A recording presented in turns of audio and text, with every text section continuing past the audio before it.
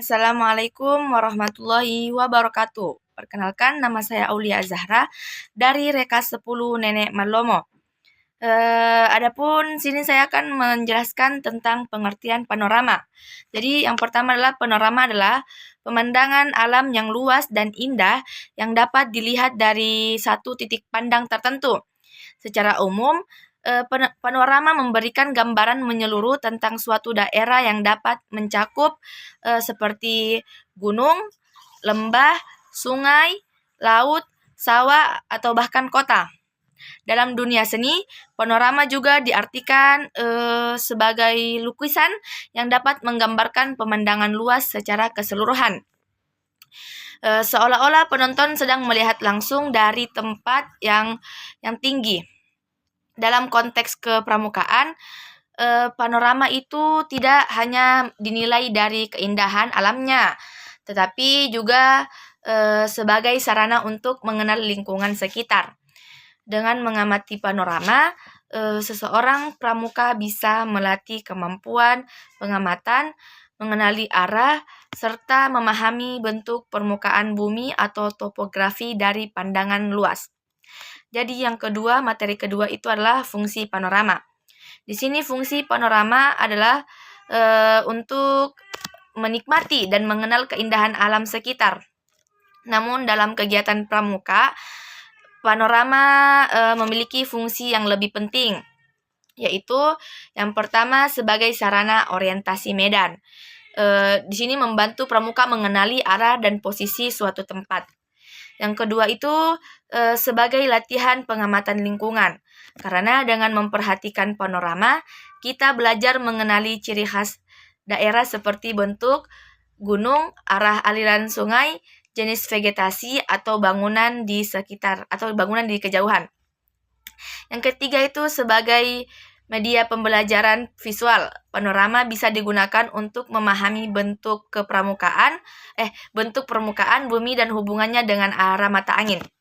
Sebagai sumber inspirasi, seni dan budaya, banyak seniman yang melukis atau memotret panorama untuk menggambarkan keindahan ciptaan Tuhan.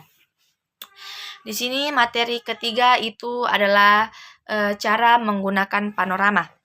Jadi untuk menggunakan panorama dalam kegiatan pramuka, seseorang harus berada di tempat yang tinggi atau tempat terbuka agar pandangannya tidak terhalang. Misalnya itu seperti di puncak bukit atau menara pengintai atau daratan tinggi. Langkah-langkahnya itu yang pertama itu berdiri di tempat yang tinggi. Terus berdiri di tempat pandang luas ke sekeliling. Terus yang kedua itu amati setiap arah mata angin, seperti utara, selatan, timur, dan barat. Adapun yang ketiga itu perhatikan bentuk alam seperti gunung, bukit, sungai, jalan, atau hutan. Terus catat ciri-ciri yang menonjol dari itu tadi. Terus yang keempat itu coba hubungkan antara bentuk-bentuk tersebut untuk memahami susunan lingkungan. Yang kelima, gunakan hasil pengamatan panorama untuk mengenali posisi diri terhadap peta atau arah perjalanan. Jadi melalui kegiatan ini, pramuka itu akan terlatih berpikir sistematis, teliti, dan peka terhadap lingkungan. Nah, di sini materi selanjutnya itu materi yang keempat itu adalah cara menggambar panorama.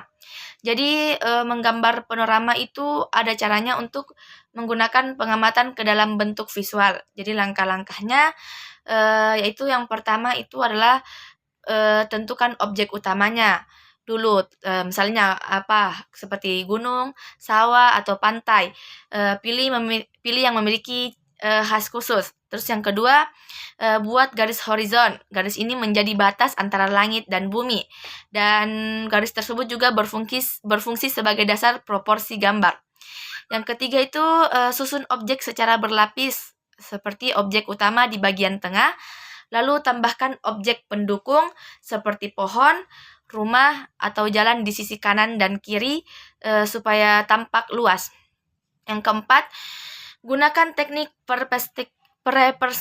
Semakin jauh objek, warnanya semakin muda dan bentuknya semakin kecil. Yang kelima itu, tambahkan warna dan gradasi. Gunakan perpaduan warna agar tampak alami dan menonjolkan kedalaman pandangan. Jadi kegiatan menggambar panorama itu dapat melatih kepekaan terhadap detail dan memperkuat daya ingat visual seseorang terhadap lingkungan. Adapun materi selanjutnya itu tentang materi kelima itu tentang pengertian kompas.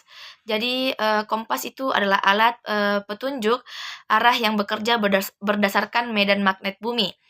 Jarum kompas itu selalu menunjukkan ke arah utara magnetis. Jadi yang sedikit berbeda dari utara geografis. Di sini kompas menjadi salah satu alat penting dalam kegiatan kepramukaan karena kompas dapat membantu menentukan arah perjalanan, orientasi medan, dan navigasi di alam bebas. Prinsip kerja kompas sederhana. Jarum magnet di dalamnya selalu menyesuaikan dengan garis gaya magnet bumi, sehingga ketika kompas diletakkan datar, jarum akan menunjuk ke arah utara dan selatan. Nah, materi keenam itu adalah fungsi kompas. Di sini fungsi utama kompas itu adalah sebagai untuk menentukan arah mata angin, arah utara, selatan, timur, dan barat. Selain itu, dalam kegiatan pramuka, dalam penjelajahan kompas itu berfungsi untuk menentukan arah perjalanan ketika berada di tempat yang belum kita kenal. Terus membantu membaca peta dengan menentukan posisi arah sebenarnya di lapangan. Terus menentukan azimut besar sudut antara arah utara dengan arah suatu objek.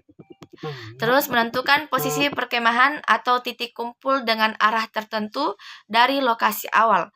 Dengan memahami cara kerja dan fungsi kompas, kita seorang pramuka bisa lebih mudah bergerak di medan yang luas tanpa takut tersesat. Adapun materi selanjutnya, materi ketujuh adalah bagian-bagian kompas. Jadi kompas di sini memiliki beberapa bagian penting yang memiliki fungsi masing-masing.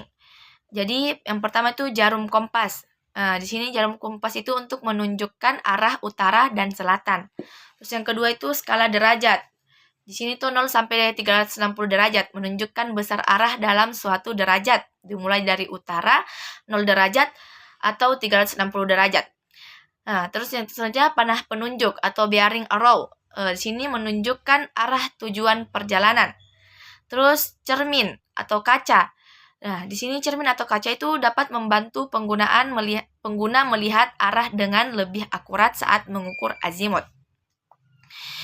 Terus adapun selanjutnya itu alas kompas. Di sini tempat semua komponen menempel, biasanya transparan agar mudah diletakkan di atas peta.